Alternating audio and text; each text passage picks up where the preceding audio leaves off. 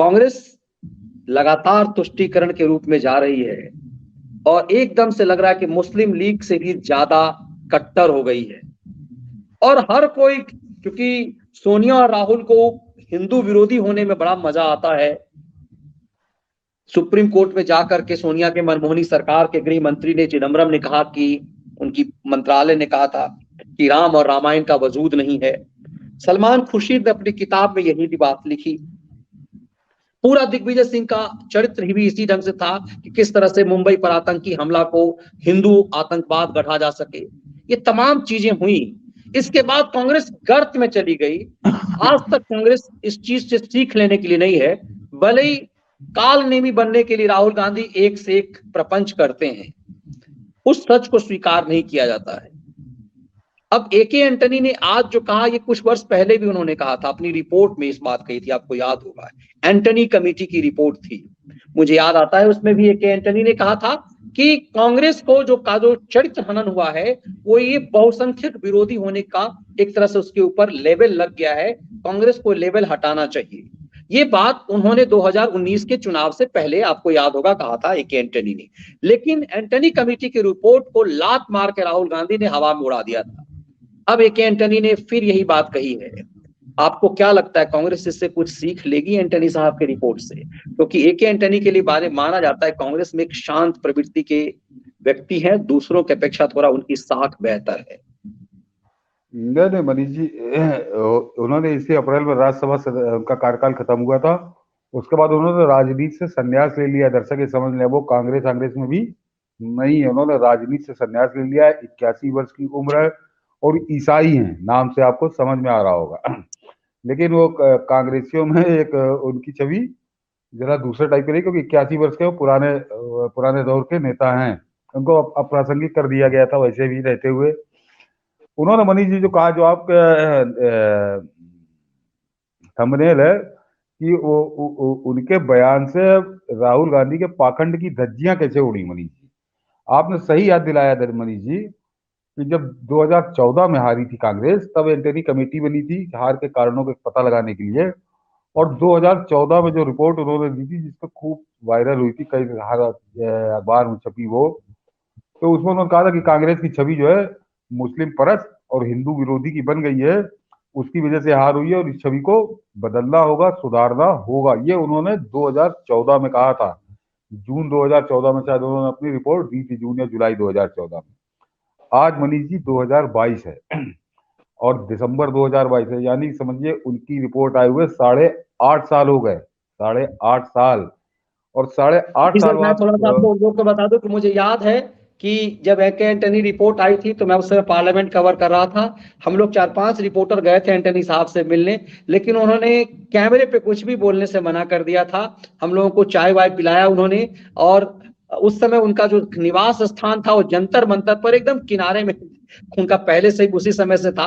और उन्होंने of camera बात करते हुए तमाम चीजों को स्वीकार किया था, आग्रह किया था रिपोर्टरों को कि हम कैमरे पे नहीं आएंगे। और इस रिपोर्ट को, जैसे मैंने कहा, कि एकदम से पांव पे, जैसे कहता ना, कि मार करके हवा में उड़ा दिया कांग्रेस ने। और मैंने कहा ना मनीष जी, 8.5 साल बाद एके एंटोनी ने कहा, क्या अंग्रेजी बताया, फिर मैं समझा दूंगा जिनको होगा।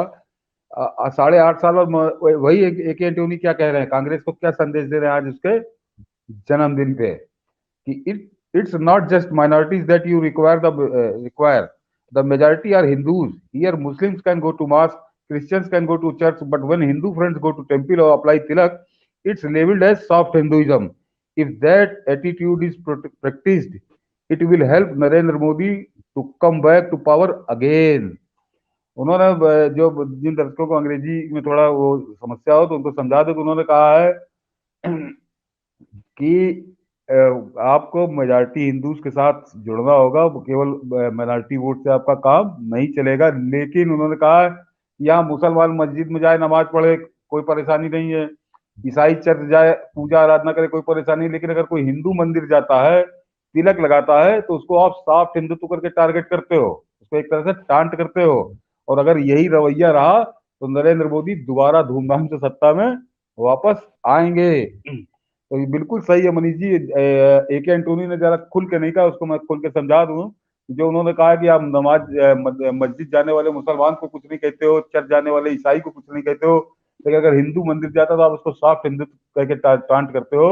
मनीष जी ये नहीं, ये इसी राहुल गांधी ने कहा था कि मंदिर लोग लड़कियां छेड़ने जाते हैं। ये एके एंटनी का इशारा उस तरफ था कि जब तक तुम्हारे ये कुकर्म चलते रहेंगे तो नरेंद्र मोदी को तुम रोक नहीं पाओगे। और ये जो पाखंड का, तो मैंने कहा ना कि पाखंड की धज्जियां उड़ाई कि ये जो लगा के बबूत और ओढ़ के राम नामी कभी कभी मंदिर में घुस जाता है, तो इस पाखंड से कोई भला नहीं होने वाला, क्योंकि इसका आचरण क्या है वो 2014 में भी एक एंटोनी ने बताया था, कांग्रेसी नेता ने, अनुभवी नेता ने, और दिसंबर 2022 में भी उन्हीं एक एंटोनी ने बताया कि तुम्हारा ये जो रवैया है ये इससे नैया पार नहीं होगी, कांग्रेस का जहाज डूब ही जाएगा। मतलब आपको लग रहा है कि कांग्रेस इससे कोई सीख लेने वाली नहीं है एके एंटनी की रिपोर्ट से? वो दिग्विजय सिंह, वो सलमान खुर्शीद, वो पी चिदम्बरम, इन्हीं के बताए राह पे चलता रहेगा और ये भभूत लगा करके नाचता रहेगा ये। नहीं ना, हमको तो लगता है मोदी जी जिनके आपने नाम लिए, इन्होंने मोदी से पैसा ले लिया कि हम तुम्हारा मैदान पूरा रास्ता साफ करेंगे। इनकी जांच कांग्रेस को करानी चाहिए। इनकी जो हरकतें हैं, इनके जो बयान है, वो तो इससे भी ज्यादा बदतर हैं।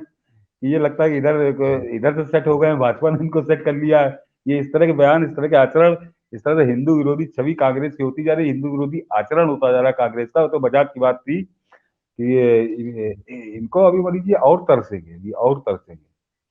अभी इनकी सिंगल डिजिट में सीटें इनकी लोकसभा में होगी। इनकी सिंगल डिजिट में अभी उत्तर प्रदेश में, जहां मैंने कहा था कि उत्तर प्रदेश में 40-45 साल जिसने राज किया 2/3 बहुमत से, आज वहां 403 सीटों की विधानसभा में दो विधायक हैं कांग्रेस के। मतलब हिंदी हार्टलैंड का, तो हिंदू की बात अगर आप करिए तो गढ़ है, वहां 2 विधायक है। तो ऐसे इनके संसद में भी 2-3 विधायक आएंगे। इनके कर्म इसी टाइप के हैं, और एके एंटोनी ने आज उधर ही उंगली दिखाई है।